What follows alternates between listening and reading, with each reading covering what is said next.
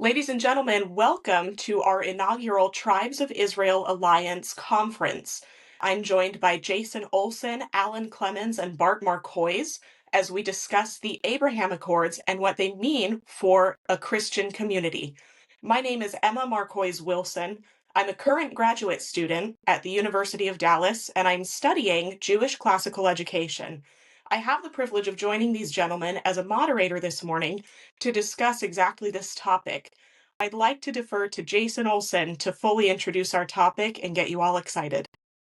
Thank you, Emma, and I'm really grateful to be here with Alan and Bart. And this is a wonderful topic that we can introduce to members of the Church of Jesus Christ of Latter-day Saints, as well as our Jewish friends in the Jewish community and anyone else of any background that is joining us. The Abraham Accords are historic. We had peace treaties between Egypt and Israel in 1979, and then Jordan and Israel in 1994, but then no new peace agreements until 2020. So there was almost a quarter century before a flood of new peace treaties, especially with United Arab Emirates, Bahrain, Morocco, and Sudan. And Sudan has had some challenges with that, but it's a unprecedented was an unprecedented moment that is sturdying security and also goodwill, even in the midst of war that we're facing now, where we're actually seeing in real life Arabs and Jews working together toward a peaceful Middle East. And we believe that this is something that was foretold by Latter day Prophets. And we'd like to get into that with you. I'll turn it back over to Emma to carry us forward. Thank you. Alan, I'll let you go ahead. Well, thank you. I am Alan Clemens. For 18 years, I served as a legislator in South Carolina. And through a series of unique circumstances, I found myself engaged as a bridge between Israeli leadership and uh, state legislators around the country. I've been very engaged in the space of fighting anti-Semitism and looking for opportunities for peace. I have a number of friends in my world that share the Abrahamic faiths, Jewish, Muslim, and of course Christian. I myself am a member of the Church of Jesus Christ of Latter-day Saints and subscribe to the mandate that we read in Psalms chapter 34, to turn from evil and do good and seek peace and pursue it. I think that's an obligation that all of us carry. When the Abraham Accords was announced, I had the privilege of being in the White House at the time of the announcement. And I had a feeling of peace wash over me as I saw the representatives of three Muslim nations stand together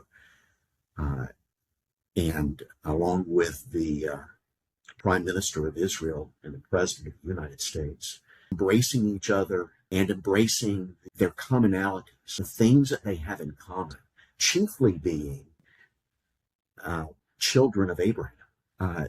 And since that time, I've had the opportunity to visit with a number of benefactors of the Abraham Accord, Arab and Jewish.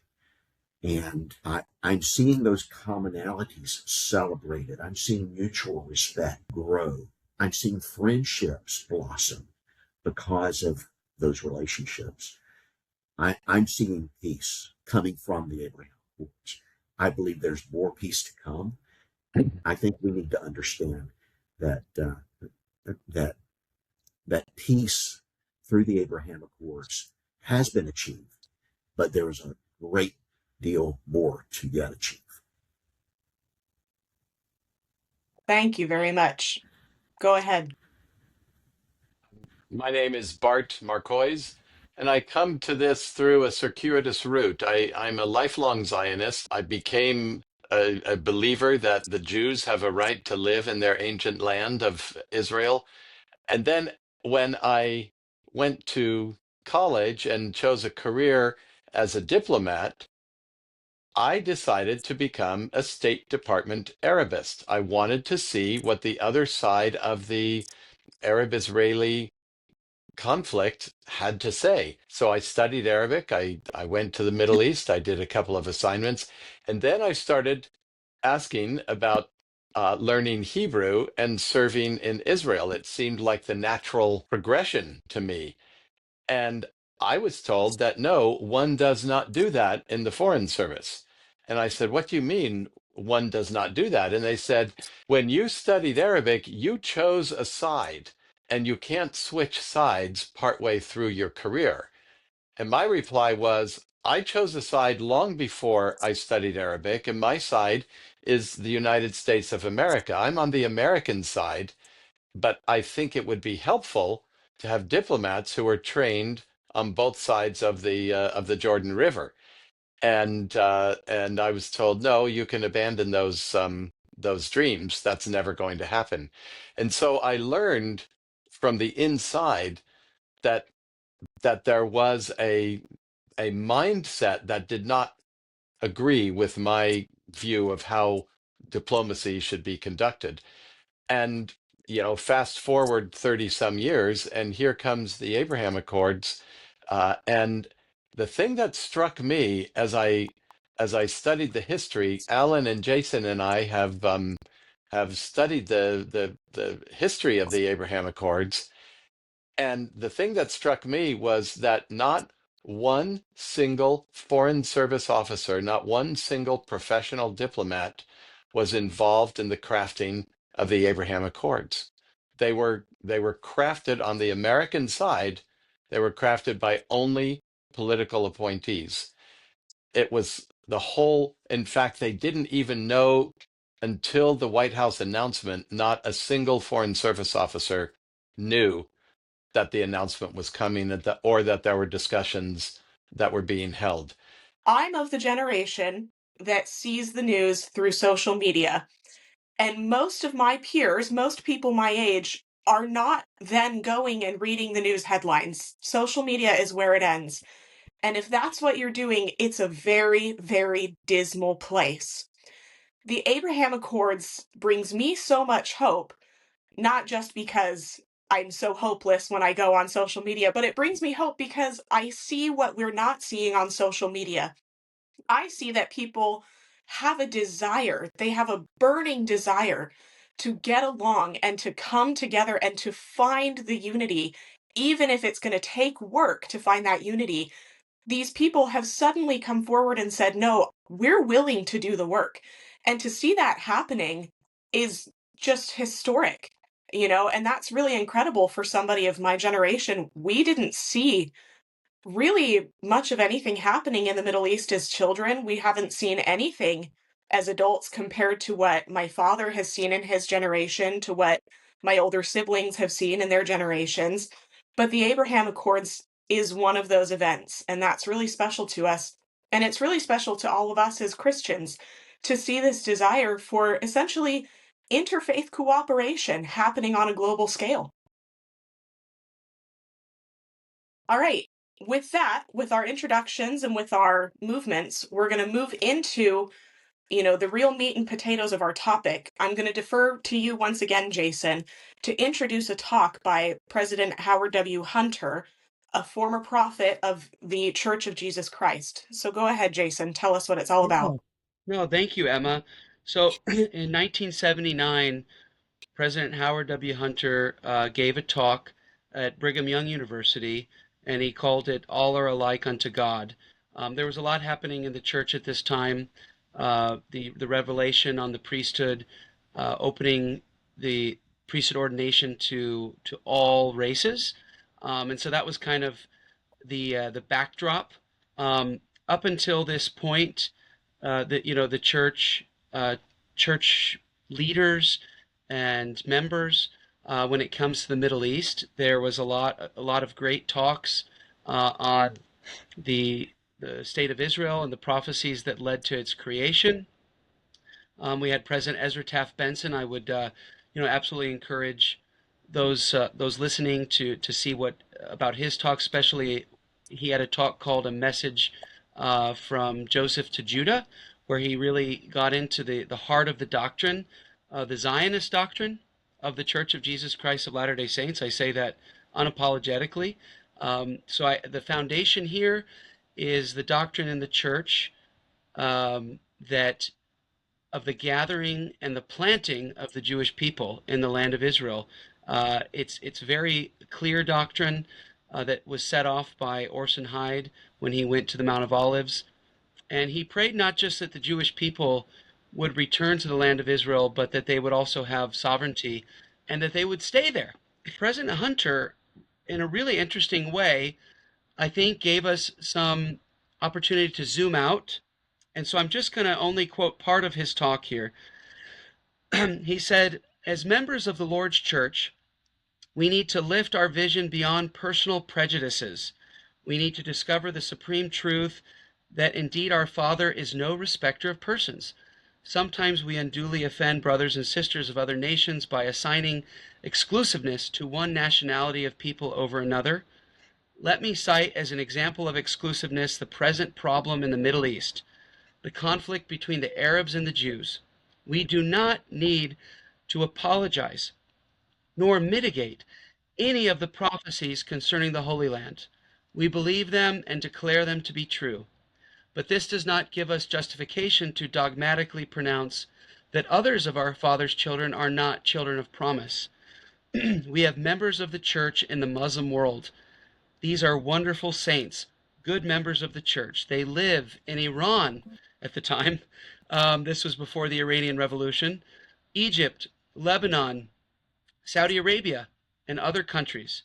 Sometimes they are offended by members of the church who give the impression that we favor only the aims of the Jews. The church has an interest in all of Abraham's descendants, and we should remember that the history of the Arabs goes back to Abraham through his son Ishmael. Imagine a father with many sons, each having different temperaments, aptitudes, and spiritual traits. Does he love one son less than another? Perhaps the son who is least spiritually inclined has the father's attention, prayers, and pleadings more than the others. Does this mean that he loves the others less? Do you imagine our Heavenly Father loving one nationality of his offspring more exclusively than others? As members of the church, we need to be reminded of Nephi's challenging question, know ye not that there are more nations than one? At the present time, we are engaged in a project of beautifying the Mount of Olives in Jerusalem by a garden in memory of Orson Hyde, an early apostle of the church that I mentioned, and the dedicatory prayer he offered on that site. It is not because we favor one people over another. Jerusalem is sacred to the Jews, but it is also sacred to the Arabs. A cabinet minister of Egypt once told me that if a bridge is ever built between Christianity and Islam, it must be built by the Church of Jesus Christ of Latter-day Saints. In making inquiry as to the reason for his statement, I was impressed by his recitation of the similarities and the common bonds of brotherhood. Both the Jews and the Arabs are children of our Father. They are both children of promise. And as a church, we do not take sides. We have love for and an interest in each. The purpose of the gospel of Jesus Christ is to bring about love, unity, and brotherhood of the highest order. Like Nephi of old, may we be able to say, I have charity for the Jew, I also have charity for the Gentiles. To our friends of Judah we say, we are your brethren of the house of Joseph. We feel relationship to you. We are messengers of the true covenant and bear a message that God has spoken in this day and time.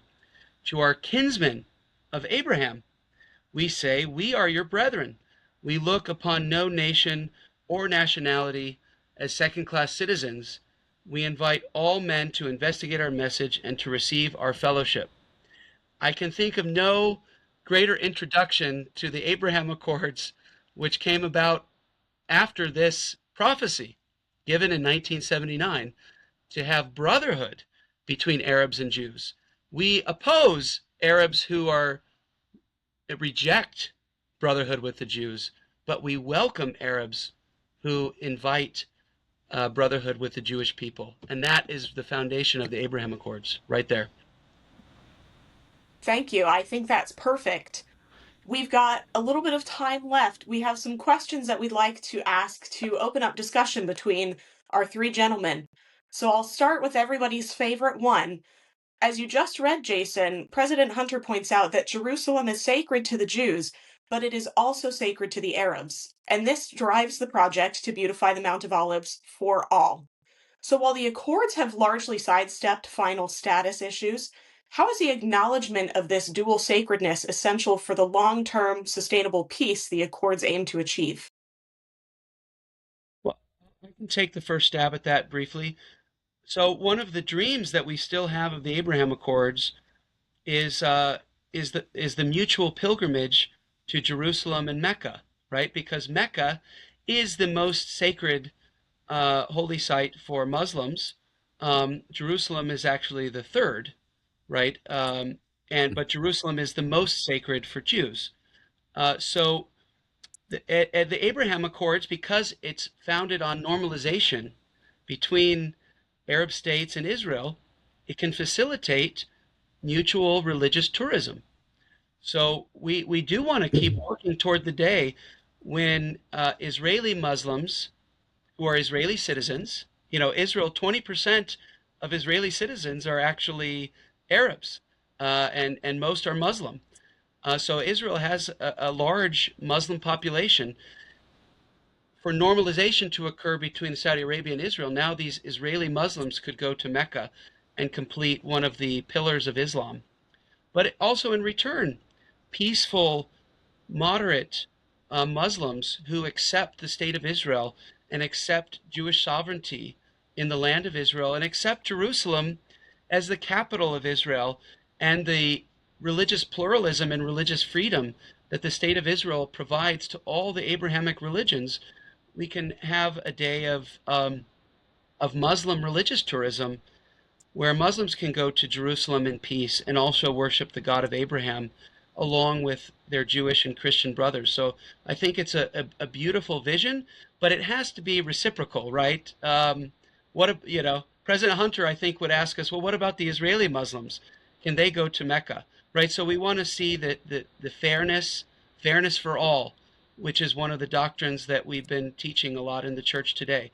And that's what the Abraham Accords is built on, that Israel is an equal member of the region, right? And I think that fits in the spirit of President Hunter's remarks. Yeah, you mentioned that I want to build on that last point, Jason. Um, as a diplomat, the thing that struck me about the Abraham Accords was that it was not just a peace treaty; it was normalization. It was mutual official diplomatic recognition, exchange of ambassadors, and an exchange of citizen visits and direct air travel. Those are the things that a diplomat looks for to see whether two countries really are at peace with one another. And that was what was so different about the Abraham Accords. It was not just a matter of let's lay down our arms for a little while. It was let's lay down our arms, let's talk to each other, let's exchange ambassadors, let's open up our skies to each other's airplanes, let's open up our lands to visitors from each other's countries. That's normalization, and that's when you really start getting somewhere in terms of two disparate peoples coming together and starting to understand one another. And that the Abraham Accords is premised on mutual respect, as Bart and Jason just spoke. That mutual respect leads to respect for the sovereign nations, each of the sovereign nations. It leads to relationships between those that are engaged, be they Arab or be they Jew. I was just a few months ago in Jerusalem at the Western Wall with a delegation of Arabs, visiting Arabs from the United Arab Emirates, and Jews, for the most part Israeli Jews. And being there in that group, we were at the Western Wall. The Western Wall, of course, is at the base of the Temple Mount, which is sacred to Jews and Muslims. And to see the exchange going on, to see that mutual respect, and in many cases, that mutual respect had led to friendships already between uh, this delegation of Arabs and Jews. To see that friendship embraced, isn't that really the ultimate aim of the Abraham Accords? Brotherhood, uh, mutual acceptance, regardless of what differences of opinions may exist on certain subjects. Their commonalities had brought them together. Through the Abraham Accords, strategic partnerships had brought them together. And now they were friends. And nationally, the Abraham Accords has led to an interdependence. And that interdependence will grow over time as those strategic relationships and partnerships build and continue to grow.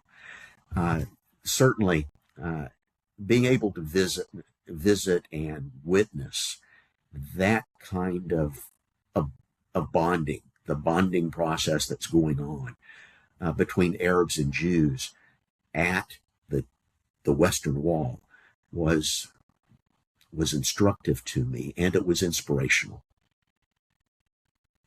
So, Alan, you saw Arab Muslims who did not deny the connection of the Jewish people to Jerusalem and to the Temple Mount. That was the problem we were facing up until the Abraham Accords. Was really it was the denial of the Jewish side's claims and connection. That's correct. We're seeing acceptance, differences of opinion in some areas, but acceptance and Yeah, brotherhood resulting. beautiful.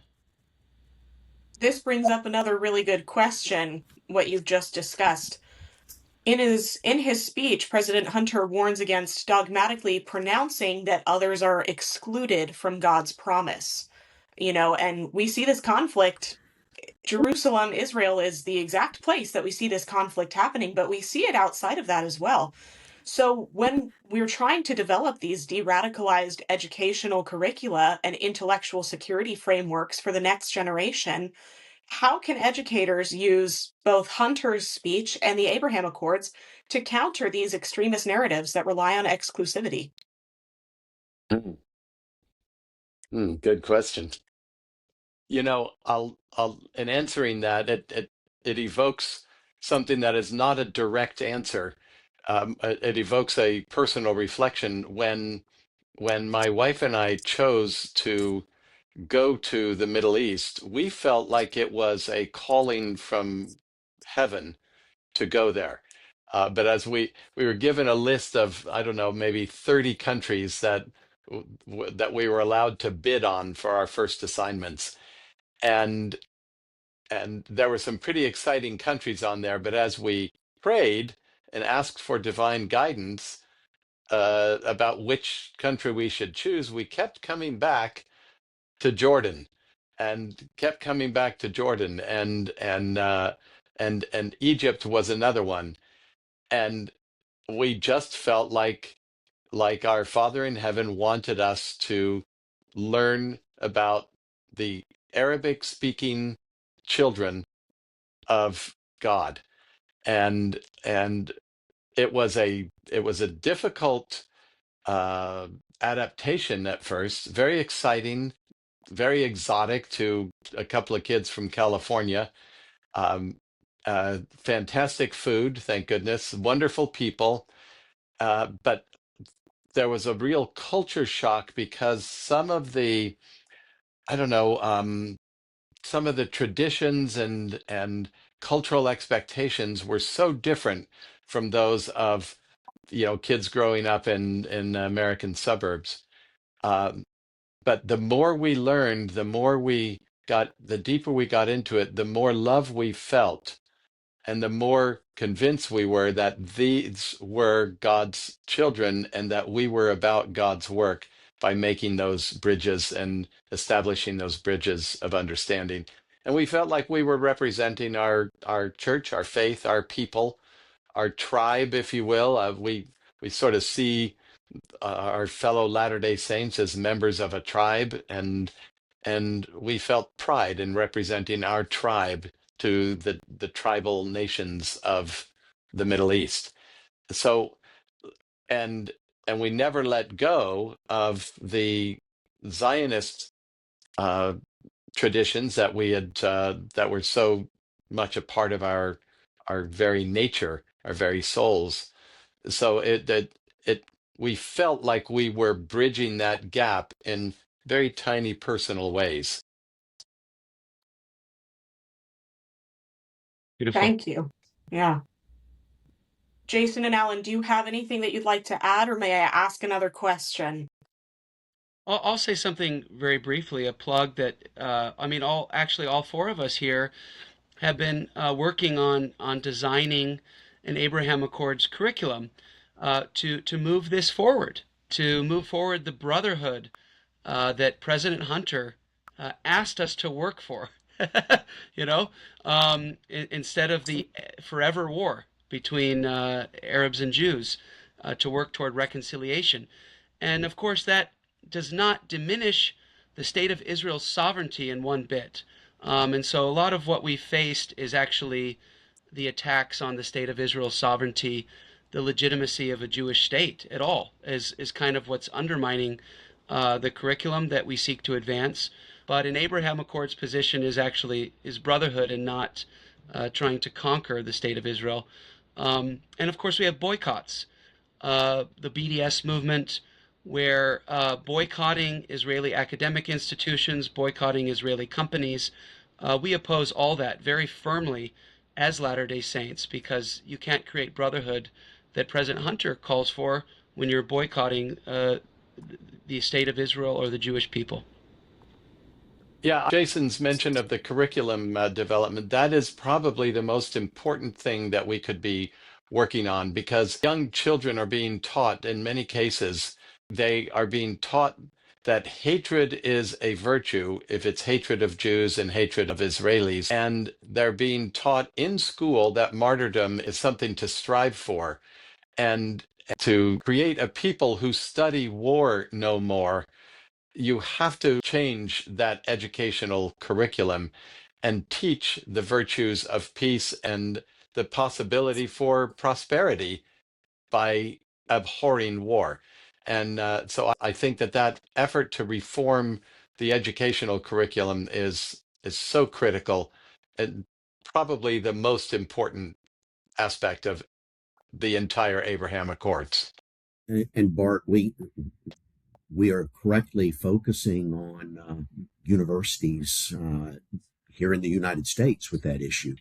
When you speak of uh, public educational curricula in other countries, it brings to mind a conversation that I had some months ago when visiting with Ambassador Al Otaiba, the ambassador to the United States from the United Arab Emirates. We were discussing public education curricula within that country, within the United Arab Emirates. And he shared with me that the educational materials of that country were being reviewed to remove these points of rejectionism from their public school curricula. And here again, we see one of the benefits of the Abraham Accord of benefiting the children of that country. And what a beautiful thing it will be as other Arab countries embrace the Abraham Accords and remove those points of hate and rejectionism from their own curricula. Thank you. I think that brings me to our last question. I think we have just time to address one more point, if that's all right with you all. Given Hunter's charge and our discussion that has led us to the same conclusion, to bear a message of what he calls true covenant and brotherhood, what responsibilities do scholars, diplomats, and leaders who share this faith background have in advocating for the continued expansion and deepening of the Abraham Accords? Mm. Well, charity never faileth. And I believe I go back to the mandate that I started with, that we find in Psalm chapter 34, to seek peace and pursue it. I think that we as Latter day Saints have an obligation to seek peace and to pursue it.